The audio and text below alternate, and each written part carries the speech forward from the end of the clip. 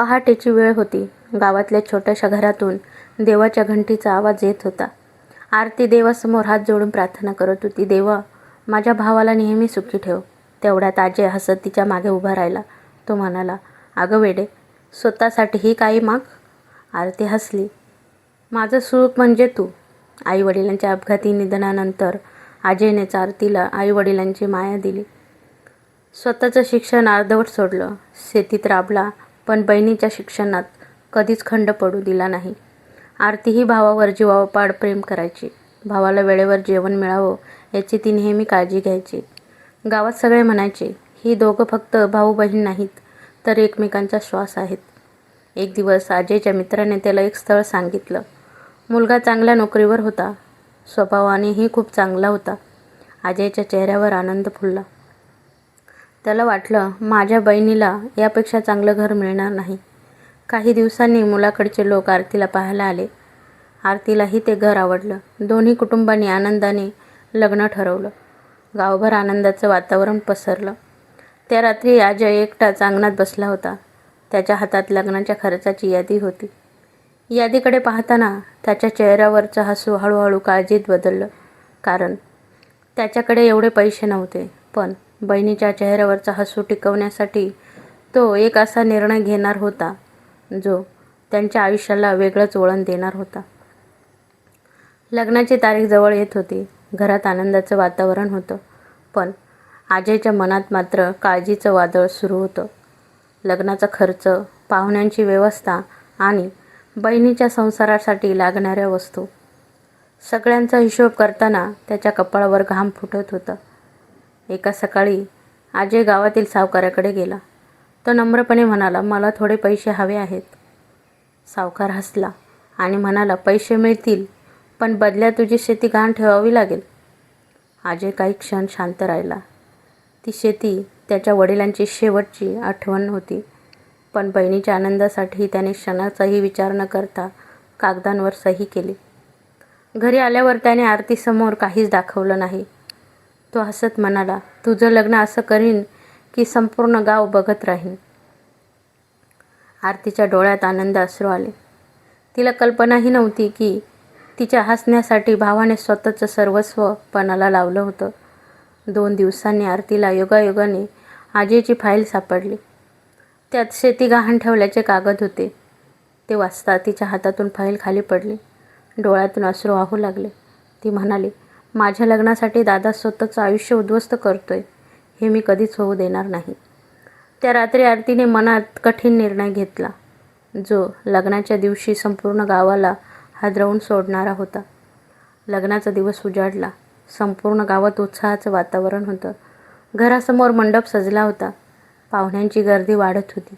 अजयच्या चेहऱ्यावर आनंद होता, कारण आज त्याची लाडकी बहीण नव्या आयुष्याची सुरुवात करणार होती. वधूच्या खोलीत आरती लग्नाच्या पोशाखात तयार होती. तिने आरशात स्वतःकडे पाहिले आणि तिच्या डोळ्यात अश्रू तरळले. ती हळूच म्हणाली, दादा, तुझं सर्वस्व माझ्यासाठी गमवू देणार नाही. मुहूर्ताची वेळ जवळ आली. सगळेजण आरतीला बोलवायला गेले, पण खोलीचा दरवाजा उघडताच सगळे थक्क झाले. आरती तिथे नव्हती. पलंगावर एक छोटंसं पत्र ठेवलेलं होतं. अजयने थरथरत्या हाताने ते उघडलं. त्यात लिहिलं होतं, दादा, मला माफ कर. तुझी शेती विकून किंवा गहाण ठेवून झालेलं माझं लग्न मला मान्य नाही. तू माझ्यासाठी आयुष्यभर खूप काही केलंस. आता तुझं आयुष्य वाचवण्याची वेळ माझी आहे. हे वाचताच अजयच्या डोळ्यातून अश्रू वाहू लागलं. संपूर्ण गावात एकच खळबळ उडाली. कोणी म्हणालं मुलगी पळून गेली, तर कोणी म्हणालं तिने लग्न मोडलं. पण अजयच्या मनाला खात्री होती, माझी बहीण चुकीचं पाऊल कधीच उचलणार नाही. तो आरतीचा शोध घेण्यासाठी घराबाहेर पडला, पण आरती कुठे सापडत नव्हती. त्याचवेळी बस स्थानकावर उभी असलेली आरती डोळ्यात अश्रू घेऊन शहराकडे जाणाऱ्या बसमध्ये बसली. तिने मनाशी एकच निर्धार केला, जोपर्यंत दादाचं कर्ज फेडत नाही, तोपर्यंत मी या गावात परत येणार नाही. आरती बसमधून शहरात पोचली. तिच्या हातात होती फक्त एक छोटी बॅग आणि खिशात अवघे काहीशे रुपये. ओळखीचं कोणी नव्हतं, राहायला घर नव्हतं, पण मनात एकच निर्धार होता, दादाची शेती मी परत मिळवणार. सुरुवातीचे काही दिवस आरतीने एका महिलांच्या वसतिगृहात आश्रय घेतला. सकाळी एका हॉटेलमध्ये भांडी घासायची, दुपारी एका शिवणकामाच्या दुकानात काम करायची आणि रात्री ऑनलाईन अभ्यास करायचा. दिवसाचे 18-18 तास ती मेहनत करत होती. दुसरीकडे अजय रोज गावभर बहिणीचा शोध घेत होता. प्रत्येक मंदिरात, प्रत्येक बस स्थानकावर तो फक्त एकच प्रश्न विचारायचा, माझी आरती कुठे दिसले का? पण उत्तर नेहमी एकच असायचं, नाही. एक दिवस आरतीचा पहिला पगार मिळाला. तिने स्वतःसाठी काहीच घेतलं नाही. सगळे पैसे तिने गुपचूप सावकाराच्या खात्यात भरले आणि एका चिठ्ठीवर लिहिलं, हे पैसे एका भावाचं कर्ज फेडण्यासाठी आहेत. तिने नावही लिहिलं नाही. महिने सरत गेले. आरती दिवसरात्र कष्ट करत राहिली आणि हळूहळू अजयचं कर्ज कमी होत गेलं. पण अजयला अजूनही कळत नव्हतं की त्यासाठी इतका मोठा त्याग कोण करत आहे.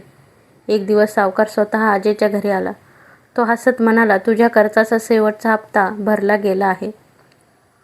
अजय आश्चर्यचकित झाला. पण एवढे पैसे भरले कोणी? सावकार म्हणाला, मलाही माहीत नाही. प्रत्येक वेळी एकच मुलगी पैसे भरायची, पण तिने तिचं नाव कधीच सांगितलं नाही. हे ऐकताच अजयच्या मनात एकच नाव उमटलं, आरती. आता तो बहिणीला शोधण्यासाठी शहरात जाण्याचा निर्णय घेतो. दुसऱ्या दिवशी अजय शहरात पोहोचला. हातात बहिणीचा एक जुना फोटो आणि डोळ्यात तिला भेटण्याची आस. तो प्रत्येक ठिकाणी चौकशी करू लागला, पण आरतीचा काहीच पत्ता लागत नव्हता. तेवढ्या सावकाराने सांगितलेल्या शिवणकामाच्या दुकानाचा पत्ता त्याला मिळाला. अजय तिथे पोहोचला. दुकानाच्या मालकाने हसत सांगितले, आरती, ती खूप मेहनती मुलगी आहे, पण आता ती इथे तिला एका मोठ्या कंपनीत नोकरी मिळाली आहे. अजय लगेच त्या कंपनीत पोहोचला. समोरून एक मुलगी फाईल हातात घेऊन येत होती. अजयने तिला पाहिलं आणि त्याचे डोळे पाणावले. ती आरतीच होती. आरतीला हे अजय दिसला. क्षणभर ती थांबली. पुढच्या क्षणी ती धावत आली. दादा. दोघांनी एकमेकांना घट्ट मिठी मारली. अनेक महिन्यांचं दुःख ते एका मिठीत विरघळून गेलं. अजय रडत म्हणाला, तू मला सोडून का गेलीस? आरतीने अश्रू पुसले. ती हळू आवाजात म्हणाली, कारण मला तुझी शेती वाचवायची होती. तू माझ्यासाठी सर्वस्व पणाला लावलं होतंस. आता माझी वेळ होती. तिने एक फाईल अजयच्या हातात दिली. त्या फाईलमध्ये शेती गहाणमुक्त झाल्याची सर्व कागदपत्र होती. अजयच्या हातातून फाईल खाली पडली. तो बहिणींच्या पायाशी बसला आणि रडत म्हणाला, तू माझी लहान बहीण नाही, तू माझी आई आहेस. पण आरती अजूनही गावात परतायला तयार नव्हती, कारण तिने अजयपासून अजून एक मोठं सत्य लपवलं होतं. ते सत्य ऐकल्यावर अजयच्या आयुष्यात पुन्हा एकदा वादळ येणार होतं. अजय अजूनही आरतीचा हात घट्ट धरून उभा राहिला होता. त्याच्या डोळ्यात आनंद अश्रू होते, पण आरतीच्या चेहऱ्यावरचा हसू अचानक गायब झालं. ती शांतपणे म्हणाली, दादा, अजून एक सत्य तुला सांगायचं आहे. अजय घाबरला. काय झालं आरती? आरतीने हळूहळू एक वैद्यकीय फाईल त्याच्या हातात दिली. अजयने ती उघडली आणि त्याच्या पायाखालची जमीन सरकली. त्यात लिहिलं होतं, आरतीच्या हृदयावर शस्त्रक्रिया आवश्यक आहे. अजयच्या डोळ्यातून अश्रू वाहू लागले.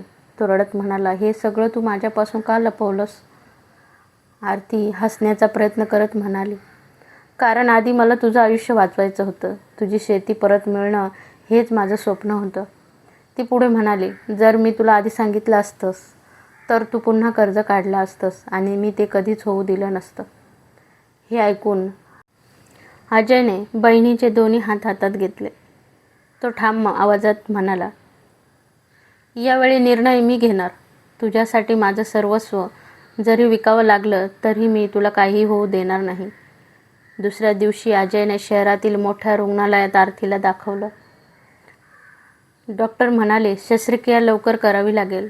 पण ऑपरेशन थिएटरमध्ये नेण्याच्या काही मिनिट आधी एक अनोळखी वृद्ध गृहस्थ तिथे आले. त्यांनी आरतीकडे पाहिलं आणि आश्चर्याने म्हटलं, ही मुलगी माझं आयुष्य वाचवणारी तीच मुलगी आहे. त्यांच्या पुढच्या शब्दांनी अजय आणि आरती दोघेही स्तब्ध झाले. ऑपरेशन थिएटरच्या बाहेर अजय चिंतेने बसला होता. आरती शांत होती, पण तिच्या डोळ्यात अनेक प्रश्न होते. तेवढ्यात एक वयस्कर गृहस्थ आणि त्यांचं कुटुंब तेथे आलं. त्या गृहस्थाने आरतीला पाहताच त्यांच्या डोळ्यातून अश्रू आले. ते हळू आवाजात म्हणाले, बाळा, तू मला ओळखलं नाहीस. आरतीने नीट पाहिलं, पण तिला काहीच आठवत नव्हतं. गृहस्थ हसले. 2 वर्षापूर्वी मी रस्त्यावर बेशुद्ध पडलो होतो. सगळे लोक फक्त बघत उभे होते. पण तू मला स्वतः रुग्णालयात आणलं होतंस. डॉक्टर म्हणाले होते 5 मिनिटं उशीर झाला असता तर माझा जीव गेला असता. ती हसत म्हणाली, मला वाटतं मी फक्त माझं कर्तव्य केलं. गृहस्थांनी अजयचा हात धरला. ते म्हणाले, आज माझी वेळ आहे. आरतीच्या उपचाराचा पूर्ण खर्च मी करणार. ही माझ्या आयुष्यातील सर्वात छोटी परतफेड असेल. अजयच्या डोळ्यातून अश्रू वाहू लागले. तो म्हणाला, आजही जगात माणुसकी जिवंत आहे. काही तासांनी आरतीची शस्त्रक्रिया यशस्वी झाली. डॉक्टर बाहेर येत हसून म्हणाले, आता धोका टळला आहे. हे ऐकताच अजयने देवाचे आभार मानले. त्याने बहिणीचा हात हातात घेतला आणि शांतपणे रडू लागला. पण आरती रुग्णालयातून घरी जाण्याच्या तयारीत असतानाच तिच्या मोबाईलवर एक फोन आला. फोनवरील बातमी ऐकताच तिच्या चेहऱ्यावरील आनंद क्षणात नाहीसा झाला. ती थरथर म्हणाली, काय? आपल्या गावात इतकं मोठं संकट? आता भावंडांची खरी परीक्षा सुरू होणार होती. फोन ठेवताच आरतीच्या चेहऱ्यावरची चिंता स्पष्ट दिसत होती. अजय घाबरून म्हणाला, आरती काय झालं? आरती थरथरत्या आवाजात म्हणाली, दादा, आपल्या गावाला मोठा पूर आला आहे. अनेक घरं वाहून गेली आहेत. लोकांकडे खायला अन्नही नाही. हे ऐकताच अजय आणि आरती ताबडतोब गावाकडे निघाले. गावात पोहोचल्यावर समोरचं दृश्य पाहून दोघांचे डोळे भरून आले. लहान मुलं रडत होती. वृद्ध लोक उघड्या आकाशाखाली बसले होते आणि अनेक कुटुंबांनी आपलं सर्वस्व गमावलं होतं. आरतीने क्षणाचाही विचार केला नाही. तिने तिच्या अनेक वर्षाच्या कष्टाची सगळी बचत पूरग्रस्तांच्या मदतीसाठी दिली. अजयनेही आपल्या शेतीचं उत्पन्न गावकऱ्यांसाठी अर्पण केलं. दोघेही दिवसरात्र लोकांची सेवा करू लागले. कोणाला अन्न, कोणाला औषध, तर कोणाला राहण्यासाठी तात्पुरता आसरा देऊ लागले. गावकरी म्हणू लागले, हे दोघं आमच्यासाठी देवदूत बनून आले आहेत. काही दिवसांनी सरकारी अधिकारी गावात आले. त्यांनी अजय आणि आरतीचं काम पाहिलं. एक अधिकारी म्हणाला, तुमच्यासारखी माणसं समाजाची खरी ताकद आहेत. त्या दिवशी संपूर्ण गावाने टाळ्यांच्या गजरात त्यांचे स्वागत केले. काही महिन्यांनी गाव पुन्हा उभं राहिलं आणि आरतीने अजयला एक आनंदाची बातमी दिली. ती म्हणाली, दादा, आता माझ्या आयुष्यातही एक नवीन आनंद येणार आहे. हे ऐकताच अजयच्या चेहऱ्यावर हसू उमटलं. पण तो आनंद नेमका काय होता? पुरानंतर गाव पुन्हा हळूहळू पूर्ववत होत होतं. आरतीही पूर्णपणे बरी झाली. एक संध्याकाळी ती अजय जवळ आली. तिच्या चेहऱ्यावर अनेक दिवसांनी खरं हसू होतं. ती हळूच म्हणाली, दादा, माझ्याकडे तुझ्यासाठी एक आनंदाची बातमी आहे. अजय हसत म्हणाला, सांग ना, एवढं काय गुपित आहे? आरती लाजत म्हणाली, ज्याच्याशी माझं लग्न ठरलं होतं तो आजही माझी वाट पाहतोय आणि त्याच्या घरच्यांनी पुन्हा लग्नाचा प्रस्ताव पाठवला आहे. हे ऐकताच अजयच्या डोळ्यात आनंद अश्रू आले. तो म्हणाला, देवाने माझ्या बहिणीचं सुख पुन्हा माझ्या दारात आणलं. काही महिन्यांनी साध्या पद्धतीने आरतीचं लग्न पार पडलं. पण यावेळी ना कर्ज होतं, ना कोणतंही ओझं, फक्त प्रेम, आशीर्वाद आणि आनंद.